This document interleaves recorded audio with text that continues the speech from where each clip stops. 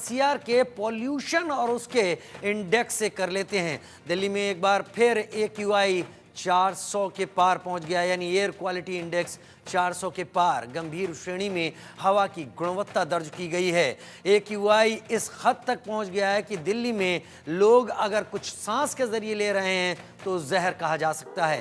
प्रतापगंज में एक्यूआई 415, सोनिया विहार में 404, पंजाबी बाग में एक्यूआई 415, ओखला फेज 2 में 417, आईटीओ में 386, जहांगीरपुरी में एक्यूआई 408, नेहरू नगर एक्यूआई 436, नरेला में AQI 373, major Dhyanchand stadium AQI 412 जो कि इंडिया गेट के पास है, मुंडका में 432, अशोक विहार में 424, भवाना में 408, बुराड़ी में 408, द्वारका में 419, मंदिर मार्ग 379, आरके पुरम 424, रोहिणी में 427, जवाहरलाल नेहरू स्टेडियम 399, मतलब 400 पार एवरेज। दिल्ली के अधिकतर इलाकों में ठंड बढ़ने के साथ एक्यूआई ने लोगों को परेशान तो किया है, लेकिन जहरीली हवा ऐसी है कि लोग अब भी जहर की सांस ले रहे हैं और परेशान हैं। दिल्ली के अलग अलग इलाकों में वायु इस कदर प्रदूषित है कि लोग यहाँ से बेहतर बाहर जाना ही समझ रहे हैं, और यही स्थिति अब दिखाई भी पड़ रही है। बहुत सारे लोग विंटर या आज के दौर में पड़ रही छुट्टियों को दिल्ली छोड़कर दूसरी जगह बिताने में ज़्यादा बेहतर समझ रहे हैं, क्योंकि कम से कम वहाँ की हवा बेहतर है दिल्ली के मुकाबले। तो दिल्ली में फिर घुट रहा है दम। सच्चाई यही कि आप दिल्ली में ऑक्सीजन नहीं ले रहे, जहर ले रहे हैं। यह अलग अलग जगह का एक्यूआई आपके टीवी स्क्रीन पर इस वक्त आप देख रहे हैं। बुराड़ी क्रॉसिंग में 408, मंदिर मार्ग में 379 और उससे लगे आरके पुरम में 424। एक्यूआई एवरेज अगर देखा जाए तो 400 पार। एक्यूआई का पैमाना अगर आप मान लीजिए तो 0 से 50 के बीच में बेहतर कहा जाता है, 50 से 200 के बीच में मध्यम माना जाता है कि हाँ हवा ली जा सकती है, सांस लेने लायक है। लेकिन 200 के ऊपर जैसे जैसे आप बढ़ते हैं गंभीर, अति गंभीर, खतरनाक की श्रेणी में आता चला जाता है, और वही स्थिति 400 के पार इस वक्त बता रही है। एक वक्त जब दिल्ली से सिर्फ 5 घंटे की दूरी पर बसे देहरादून में एक्यूआई 90-100 से अंदर, 90 और 100 के करीब है, वहाँ पर दिल्ली में 430 पर एक्यूआई चल रहा है। यानी दिल्ली में आप कुछ भी नहीं, सिर्फ सुविधाओं के नाम पर ज़रूरती चीज़ें देख रहे हैं और जीने के नाम पर जहर को सांस के जरिए ले रहे हैं।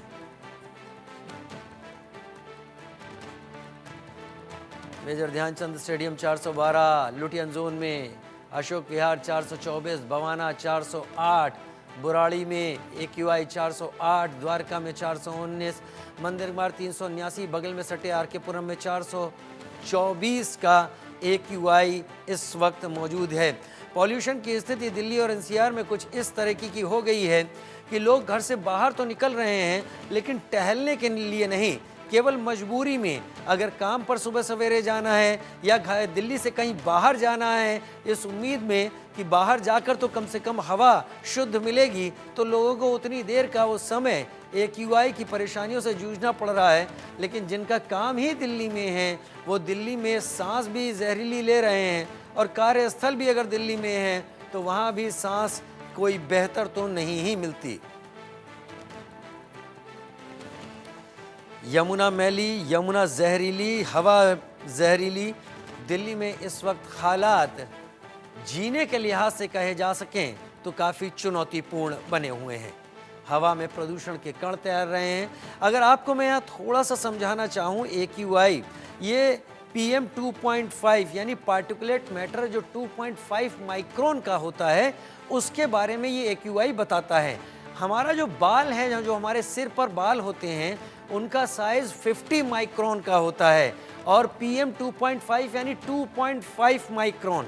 अब बाल अगर 50 माइक्रोन का है तो 2.5 माइक्रोन का जो प्रदूषण है वो आप देख नहीं सकते नंगी आंखों से, यानी मजबूरी में वो आपको इनहेल करना पड़ता है, और फिर आप जहर के प्रभावों का धीरे धीरे लंबे समय में असर झेलते हैं।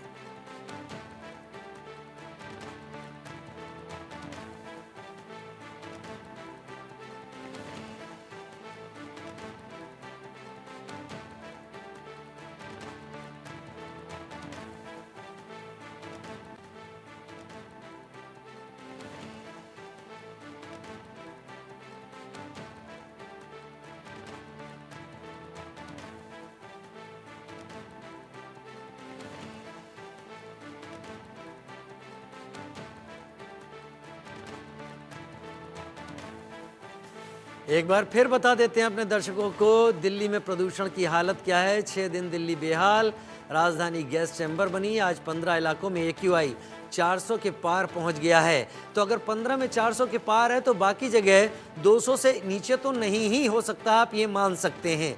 यानी 200 के ऊपर कुछ भी है वो जहर है, इसके अलावा कुछ नहीं।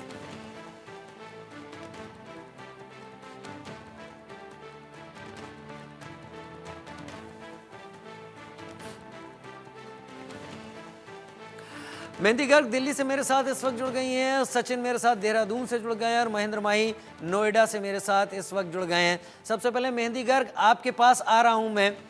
मेहंदी, जहां पर आप हैं वहां पर किस तरीके का मौसम आप महसूस कर पा रही हैं?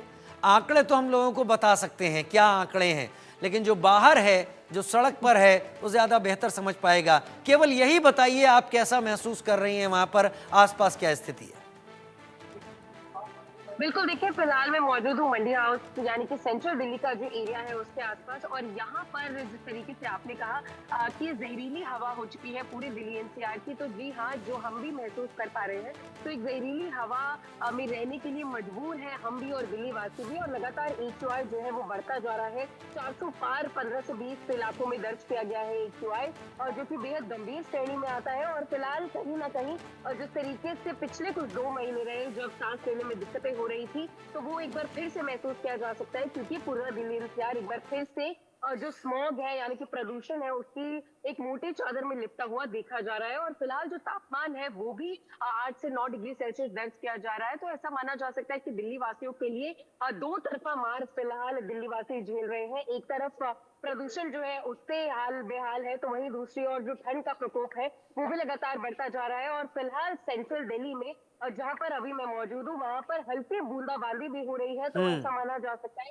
कि आगे आने वाले समय में जो ठंड है वो और ज्यादा बढ़ती हुई नजर आ सकती है। लेकिन बारिश का एक फायदा ये हो सकता है कि जो बूंदाबांदी हो रही है उससे प्रदूषण की जो मात्रा है वो कम हो जाए, तो इसके अंदेशे लगाए जा सकते हैं। क्योंकि फिलहाल हल्की बूंदाबांदी सेंट्रल दिल्ली के यहाँ पर इलाके में अभी फिलहाल महसूस की जा सकती है। तो ऐसे में जो ग्राउंड रियलिटी है वो बिल्कुल अलग है राजीव, क्योंकि मीटिंग्स में बड़ी बड़ी बातें होती है, ग्राफ 4 लागू किया जाता है, लेकिन जो ग्राउंड रियलिटी है उसमें जो दिल्ली वासी है वो बहुत ज्यादा परेशान है, हाल बेहाल हो चुका है। और जो मौसम है, मौसम अपने आप अगर अपना रुख बदलता है तो ही दिल्ली वासियों को प्रदूषण की मार से राहत मिल सकती है। लेकिन अगर अधिकारियों की बात की जाए या फिर राजनीतिक पार्टियों की बात की जाए, तो बेशक ये जो मुद्दा है यानी कि प्रदूषण का जो सबसे बड़ा मुद्दा है, सबसे हानिकारक जो मुद्दा बन चुका है, वो बेहद सिर्फ अब बड़ी बड़ी मीटिंग्स में बन के रह चुका है। क्योंकि ग्राउंड पर कोई भी एक परमानेंट सोल्यूशन इस समस्या से निजात पाने का नहीं दिखता है। और ऐसे में अब आगे आने वाला समय जो है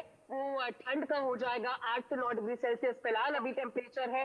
बूंदाबांदी जिस प्रकार हो रही है तो ये टेम्परेचर और ज्यादा गिर सकता है। लेकिन प्रदूषण की जो हालात है वो बद से बदतर है, क्योंकि सिर्फ बीच के एक हफ्ता जो है दिल्ली वासी प्रदूषण की मार से बचे थे और उन्हें एक बेहतर हवा में सांस लेने का मौका मिला था। लेकिन पिछले 6 दिन से एक बार फिर से जो ये हालात है वो एक बार फिर बिगड़ते हुए ही नजर आ रहे हैं। अब बूंदाबांदी हो रही है, तो ऐसे में कल ये देखने वाली बात होगी कि इस बदलते मौसम की वजह से प्रदूषण कितना बेहतर होता है। क्योंकि जितने रूल्स और रेगुलेशंस लगाए जा रहे हैं उससे प्रदूषण पर कोई भी फर्क फिलहाल नहीं पड़ रहा है। बहुत बेहतर तरीके से आपने बताया मेहंदी। ग्रेप्स के जो ग्रेप्स हैं वो खट्टे हैं और वाकई खट्टे हैं, क्योंकि ये सारी चीजें केवल दिखाने के लिए ज्यादा होती हैं। अगर नहीं होती तो यहाँ पर इस तरीके का पॉल्यूशन नहीं होता। फिर भी सरकार को उम्मीद किसी और से नहीं, ईश्वर से ही है कि बारिश हो जाए। पॉल्यूशन तो इससे डाउन हो ही जाएगा, जो AQI है वो सुधर जाएगा, चाहे ठंड बढ़े वो बात अलग है। महेंद्र माही नोएडा में है। महेंद्र, क्या वहां भी बारिश हो रही है?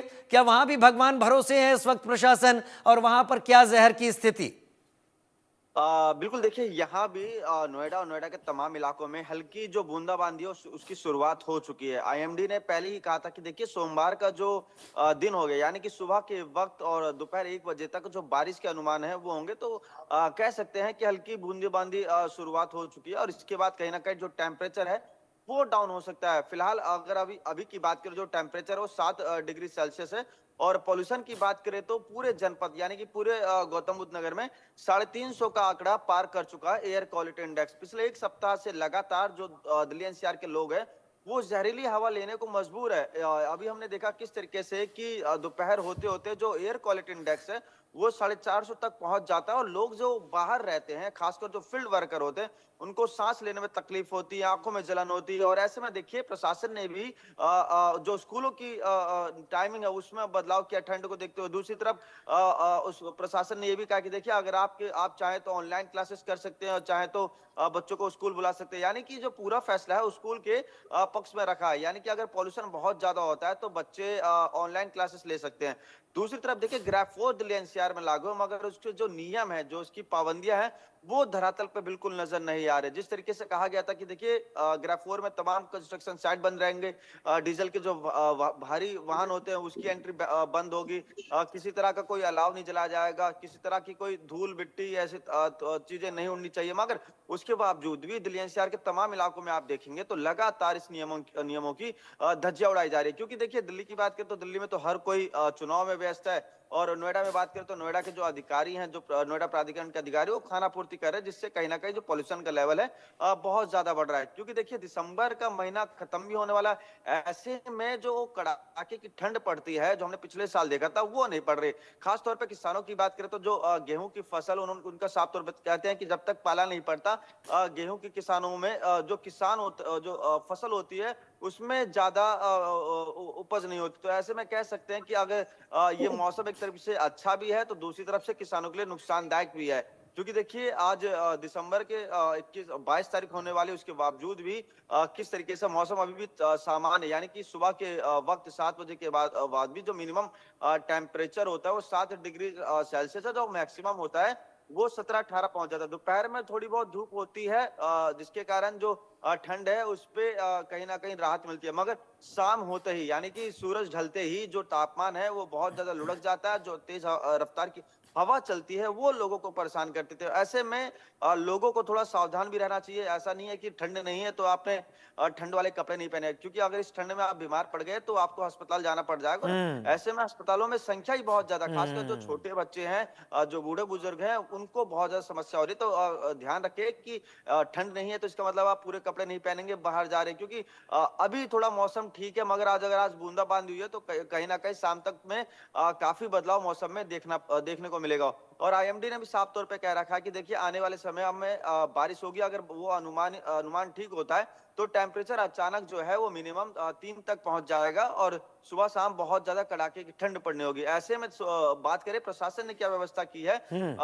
ठंड से बचने के लिए, तो प्रशासन ने देखिए जो हाँ बस स्टैंड होते हैं, जहाँ रेलवे स्टैंड होता है, स्टेडियम, जिला अस्पताल, इन तमाम जगहों में रैन बसेरा बनाया गया। उसके साथ साथ उन्होंने ये भी सुनिश्चित किया है कि कोई भी बेसहारा सड़कों पे नहीं सोएगा क्योंकि रात के वक्त सबसे ज्यादा कड़ाके की ठंड लगती है। दूसरी तरफ देखिए नोएडा पुलिस की एक अच्छी पहल भी है। उन्होंने डायल 112 का एक तरीके से इस्तेमाल ये किया है कि कोई भी राहगीर जिसपे कुछ फोन ऑन नहीं है तो किसी की सहायता से डायल 112 पे फोन करवा सकता है, और जी, तो डायल 112 उसको रेन ये बसेरा तक व्यवस्थाएं, छोड़ेगी। ये तो सुविधाएं प्रशासन दे रहा है, जो कि गौतम बुद्ध नगर की आप बात बता रहे हैं। अनिल भी मेरे साथ गाजियाबाद से जुड़ गए हैं, साथ ही मोहित कौशिक गुरुग्राम से मेरे साथ इस वक्त जुड़ गए हैं। अनिल, आप बताइए गाजियाबाद की क्या स्थिति है, क्योंकि गाजियाबाद और दिल्ली और नोएडा में कोई बड़ा अंतर नहीं है। करें तो थोड़ी सी राहत कह सकते हैं, क्योंकि गाजियाबाद में बीते 3 दिन पहले AQI जो है कई इलाकों का 435 दर्ज किया गया था, चाहे वो लोनी के इलाका हो चाहे इंदिरापुरम। आज की अगर बात करें करंट तो 350 के करीब जो है AQI दोनों क्षेत्रों का दर्ज किया गया है, चाहे वो लोनी का जो दिल्ली से सटा हुआ इलाका है, चाहे वो इंदिरापुरम। थोड़ी सी राहत ये कह सकते हैं क्योंकि गाजियाबाद में बीते कल से लगातार तेज हवाएं चल रही हैं, और साथ ही मौसम विभाग का अलर्ट भी है कि बूंदाबांदी भी हो सकती है 28 तारीख तक। तो कहीं ना कहीं आज मुझे हल्की हल्की सुबह सुबह बूंदाबांदी गाजियाबाद में देखी गई है।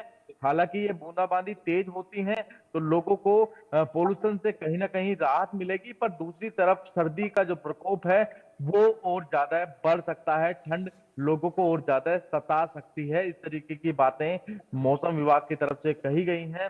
फिलहाल AQI बेहद खतरनाक स्थिति में दर्ज किया जा रहा है। 360 भी यदि AQI है तो वो हवा इनहेल करने लायक नहीं है, क्योंकि साफ तौर पे जो स्वास्थ्य विभाग है उनकी तरफ से कहा गया है जो आबो हवा है बेहद खराब श्रेणी में दर्ज की जा रही है। तो घर से बाहर निकलें तो अपना मास्क जरूर इस्तेमाल करें। साथ ही जो बुजुर्ग हैं, जो बच्चे हैं, उनको विशेष ध्यान रखना है, क्योंकि लगातार अस्पतालों में मरीजों की जो तादाद है वो बढ़ती जा रही है। हालांकि गाजियाबाद जिला प्रशासन द्वारा और स्वास्थ्य विभाग की तरफ से अलग से वार्ड बना दिए गए हैं। 24 घंटे सुविधा के लिए जो डॉक्टर्स हैं वो वहां पर उनकी ड्यूटी जो है तैनात उनको किया गया है। यदि कोई भी व्यक्ति किसी का सांस घुटता है या कोई भी दिक्कत किसी को होती है ब्रीथिंग में, तो वो 24 घंटे कभी भी जाकर जिला अस्पताल में कांटेक्ट कर सकता है। और साथ ही उसको स्पेशली एक वार्ड भी दिया जाएगा जहां वो आराम से रह सकता है, इलाज ले सकता है। इस तरीके का प्रबंध जो है किया गया है। हालांकि ग्रैब 4 के नियम जो अनिल अनिल अनिल इतना बताइए, ग्रैब 4 तो छोड़िए, इतना बताइए कि आप इस वक्त बाहर खड़े हुए हैं, गाजियाबाद इंडस्ट्रियल एरिया है, कैसा महसूस कर रहे हैं? सांस कैसी है वहां पर? देखिए, आपने सही सवाल किया। जैसे ही घर से बाहर निकलते हैं कहीं ना कहीं गले में खराश, मुझे खुद गले में बीते रात से ही दर्द है और सांस लेने में भी प्रॉब्लम कहीं ना कहीं होती है। और सर्दी खांसी का तो असर चल ही रहा है, लोग परेशान ही हो रहे हैं।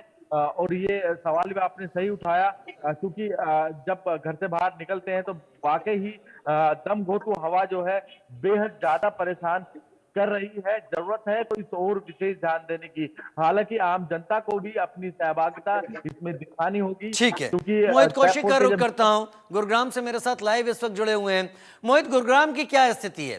फरीदाबाद एकदम सटा हुआ है दक्षिणी दिल्ली से, और गुरुग्राम भी दूर नहीं है। गुरुग्राम में हालात क्या है? एक्यूआई कितना है? क्या वहां भी बूंदाबांदी हुई है?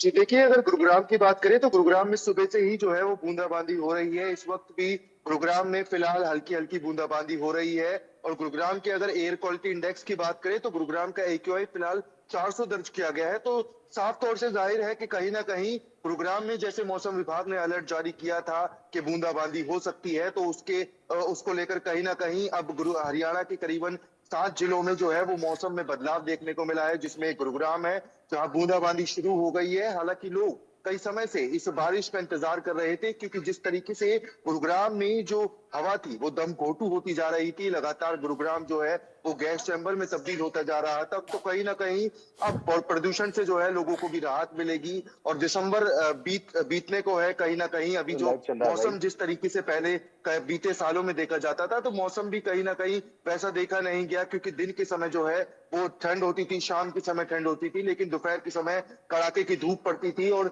शाम और दिन के समय ठिठुरन वाली ठंड होती थी। तो कहीं ना कहीं जिस तरीके से मौसम में बदलाव हुआ, तो ये जो मौसम था ये लोगों को भी बहुत ज्यादा बीमार कर सकता था। हालांकि आज जो है वो बारिश यहाँ पर गुरुग्राम में भी हुई है। हरियाणा के 7 जिलों में आज हल्की बूंदाबांदी हुई है। तो कहीं ना कहीं साफ तौर से जाहिर है, जिस तरीके से बारिश हुई है और तेज हवाएं चल रही हैं, तो अब जो प्रदूषण है वो भी उसमें भी गिरावट आ सकती है। ठीक है, मैं अब रुख करता हूं। सचिन देहरादून से मेरे साथ जुड़े हुए हैं। सचिन, इससे पहले कि मैं आपसे एक्यूआई की बात करूं, मैं आपसे इससे पहले बात करूं कि बारिश की क्या स्थिति है, ठंड की क्या स्थिति है, थोड़ी सी जलन तो आपसे होती है, क्योंकि आप देवभूमि में खड़े हैं। हम यहाँ पर 400 साढ़े 400 का एक्यूआई का जहर ले रहे हैं और उम्मीद है आप 80-90 का एक्यूआई वहाँ पर देख रहे होंगे। तो सांस कैसी है, ठंड कैसी है, क्या वहाँ पर टूरिस्ट पहुँच रहे हैं? क्योंकि दिल्ली से लोग अगर भाग रहे हैं तो सबसे नज़दीक उत्तराखंड है। देखिए, जिस प्रकार से जो है, मैं सबसे पहले जो है यहाँ का जो उत्तराखंड का जो मौसम है, देहरादून से शुरुआत करता हूँ। इस वक्त जो है जो यहाँ पर टेम्परेचर है 11 डिग्री सेल्सियस है सुबह के समय। लेकिन हाँ, इतना जरूर है कि ठंडी हवाएं चल रही है चारों तरफ। अगर मैं आपको दिखाना चाहूंगा तो चारों तरफ जो है इस वक्त आप देख सकते हैं कि बादल छाए हुए हैं और लगातार जो है आज जो है ऊंचाई वाले जो क्षेत्र है वहां पर बारिश देखने को मिल सकती है, क्योंकि मौसम विभाग ने जो है जो आज की जो तारीख है येलो अलर्ट जारी किया था। जो ऊंचाई वाले जहाँ जिले हैं वहां पर जो है बारिश मिल सकती है, बूंदाबांदी मिल सकती है।